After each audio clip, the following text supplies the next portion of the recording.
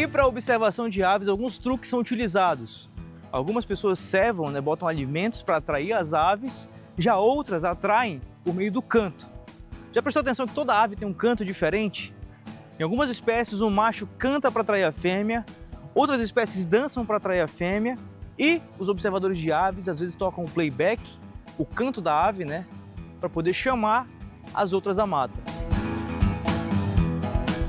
Além do canto, as penas marcam as aves. Falamos com a Bruna para entender mais. Essas penas são da nossa coleção, que a gente acaba achando por aí, como a gente sai muito para fazer observações. Pode sim. A gente acaba pegando essas penas que a gente acha no chão. Ou então são doadas também. Essa daqui, por exemplo, é uma pena de uma cauda de arara canindé, que foi doada pelo IFAM. Não necessariamente. Pelo IFAM? Isso. Olha aí. E isso me lembra uma outra coisa que a gente tem acompanhado na imprensa de maneira geral, que é a questão de artesanatos com penas. Uhum. Que é algo que é protegido são animais protegidos por lei, até o material de animais você não pode comercializar, né? Sim. Então, são chamativos, são vistosos, mas somente os povos originários podem usar, né? Exatamente. A gente tem as opções hoje em dia, de penas sintéticas que correspondem muito bem às cores, os formatos das penas verdadeiras. Então, é uma opção alternativa para utilizar o artesanato, que é muito forte aqui na nossa região. Inclusive. Sim. E as pessoas puxaram das aves esse hábito de se enfeitar, de se adornar. E nós temos muitas aves coloridas e chamativas. Por quê e para quê? As aves têm essa diversidade de cores basicamente para questões de reprodução, por conta de adornos mesmo que os machos precisam ter para conquistar as fêmeas. Uhum. E uma coisa interessante é que o espectro de cores que as aves enxergam é diferente do nosso. Então a gente pode estar vendo uma ave azul e para elas, na verdade, é laranja, é marrom, é preta. Então elas têm essas diferenças de cores porque elas enxergam diferente, para poder se identificar, para poder reproduzir, selecionar os parceiros e tudo mais. Sim. E aí, vamos dar uma caminhadinha? A gente falou ainda agora que a observação de aves é feita, vocês falaram que fazem no Soca, no Musa, aqui no Bosque também. Sim. E eu te pergunto, nos lugares diferentes, a quantidade e o número de espécies varia?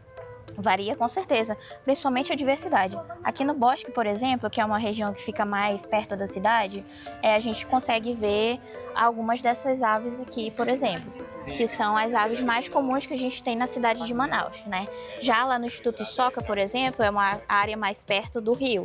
Então lá a gente consegue ver muitas aves aquáticas, que a gente já não consegue ver aqui no centro da cidade, aqui para a cidade, Lá no Parque do Mindu, por exemplo, a gente consegue ver uma espécie de psitacídeo, que é a maracanã do buriti, que só ocorre em buritizais.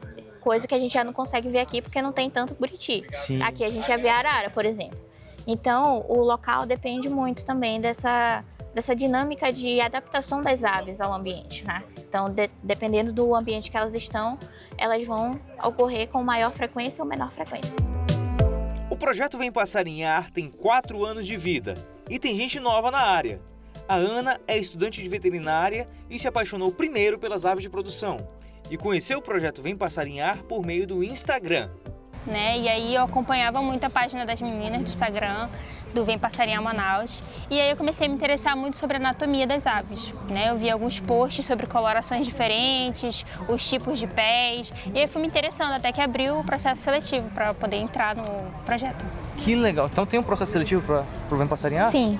Como funciona? De quando abre? Quem quiser fazer parte, como é que faz? Bom, a gente costuma abrir seleção uma vez por ano, geralmente no início do ano, para novos voluntários. E aí, quaisquer universitários podem se inscrever de qualquer curso, qualquer universidade. E aí, geralmente, a gente abre para pessoas que se interessam, pela ornitologia de modo geral, pela conservação das aves.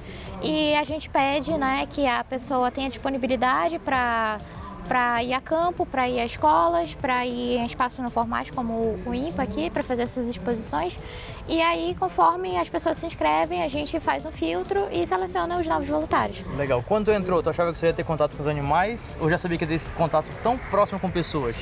Na verdade, eu fiquei meio dividida, né? O que eu mais acompanhava de ações do projeto na prática eram as passarinhadas, né? Que levava o público, então eu já sabia que se eu entrasse, eu ia ter que estudar bastante a questão da avifauna aqui da Amazônia, né? Mas foi muito interessante porque depois que eu entrei, eu comecei a me interessar mais na questão da anatomia das aves, mas principalmente a questão da fisiologia, que acho que é a contribuição que eu consigo dar no projeto, né? Como participante do curso de veterinária. Show!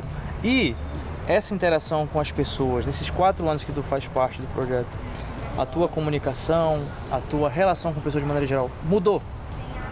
Com certeza, eu acho que eu aprendi mais a levar o conhecimento científico, claro, de uma maneira que as pessoas consigam entender e de uma maneira mais simples, porque a gente tem contato com vários tipos de pessoas, desde crianças até idosos, desde o público acadêmico até pessoas que nunca entraram numa sala de aula. Então, a gente tem que se adaptar aos diferentes públicos. Então, com certeza, o projeto contribuiu muito para que eu pudesse amadurecer esse meu lado que antes era mais voltado para uma banca acadêmica, professores e tudo mais. A Rebeca é bióloga, não lembro? Sim, ela é bióloga. E tá fazendo jornalismo, né? Exato, sim. Olha que legal, tipo, para você ver como uma área de conhecimento muda totalmente, né? Muda a dinâmica e você às vezes abre o leque para novas possibilidades. Isso é muito bacana. Rebeca, inclusive, muito obrigado por ter feito essa ponte conosco e faz parte também da equipe. E eu queria dizer agora para vocês, né? Queria que vocês informassem, melhor dizendo, como as pessoas podem encontrar o Vem Passarinhar. Bom, a gente está nas redes sociais, no Instagram, no Facebook, principalmente, como @Vem Passarinhar Manaus. Só pesquisar lá, seguir a gente, acompanhar as nossas postagens. A gente sempre faz postagens sobre as nossas exposições, nossas saídas para observar aves. E são todas gratuitas, né, como eu tinha falado. Quando a gente sai para fazer passarinhadas, tem um formulário de inscrição que a gente também disponibiliza para o público, só para ter controle, né, das pessoas e tudo mais. Então é isso, não perde, acompanhe o Vem Passarinhar no Instagram e sigam essa turma aqui maravilhosa para aprender muito mais sobre o mundo das aves. Vamos nessa!